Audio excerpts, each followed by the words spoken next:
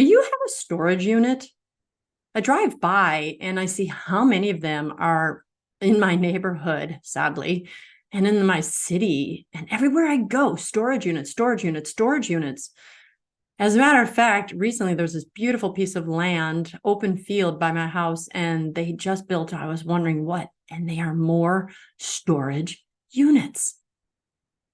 I wanted to really apply this to the lives God gives us and talk about our collection of possessions.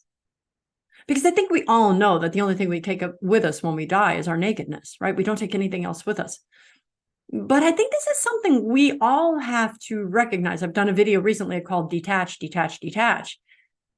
So this idea of storage units. Now, again, I'm a military family, so there are times where you're moving from one place to another and you need to store your stuff. But more often than not, people have an inability to let go of their stuff. You know, the stuff Aunt Greta gave you when she died, the stuff of the memories from your mom or your dad. And it's not nice enough to go into your house or there's no room, but it's just in case. From a military wife, I know that every time I moved, I kind of went through, what do I have in my house that I no longer want? It was really good. I could purge. And then when I moved into my next place, the things that I saved, I purged even more. I'm like, yeah, I thought I wanted this, but I don't. It was actually really good activity for me. But I'm asking for those of you, do you hoard? Are you a pack rat?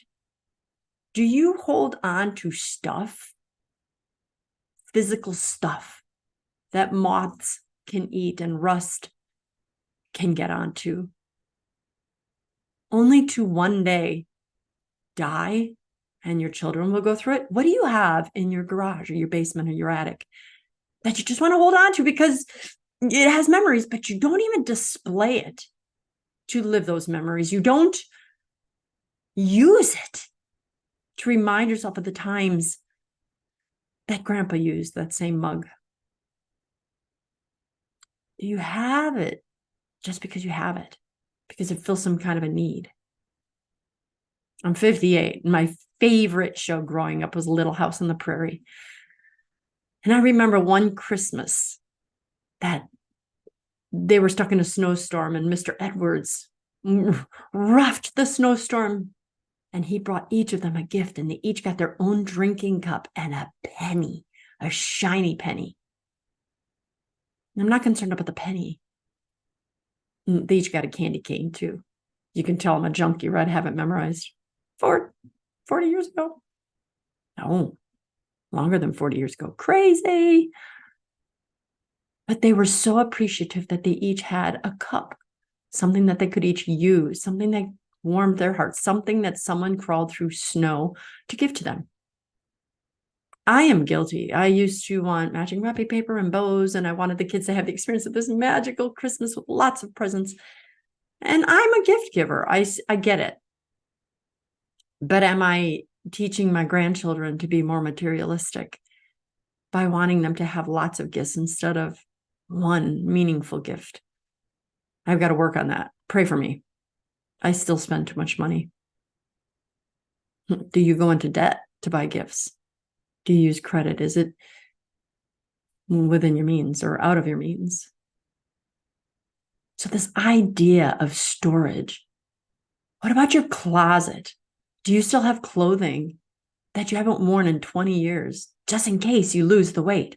Well, guess what? If you lose the weight, you're going to buy something new. Are you hoarding? Are you holding on to a thing? Let me challenge you this. Every time you buy something new, get rid of something. You buy 5 pieces of clothing, get rid of 5 pieces of clothing. For you men, you buy a new something. If it's a tool you have in your garage, but you've never really used it, is there someone else who could use that? Do you keep things just in case?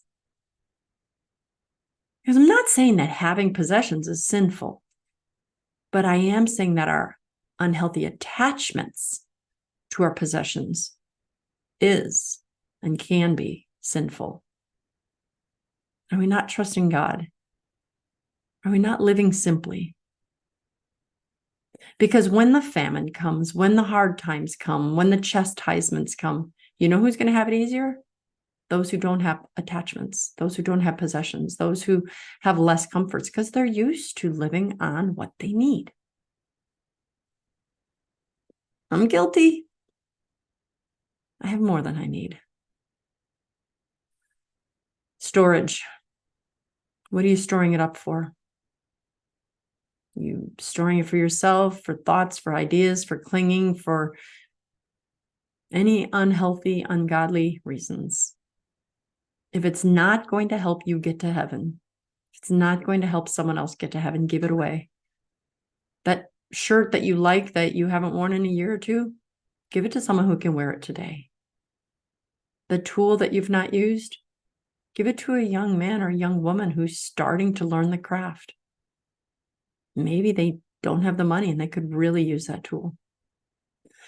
What do you think? What are some things that you hold on to or store? What are the things that you've seen others hold on to that they were able to let go of? I'd like to hear your thoughts. I'm Dr. Christine Bacon. Thanks for listening to this Bacon Bit. Don't forget to live your life sunny side up.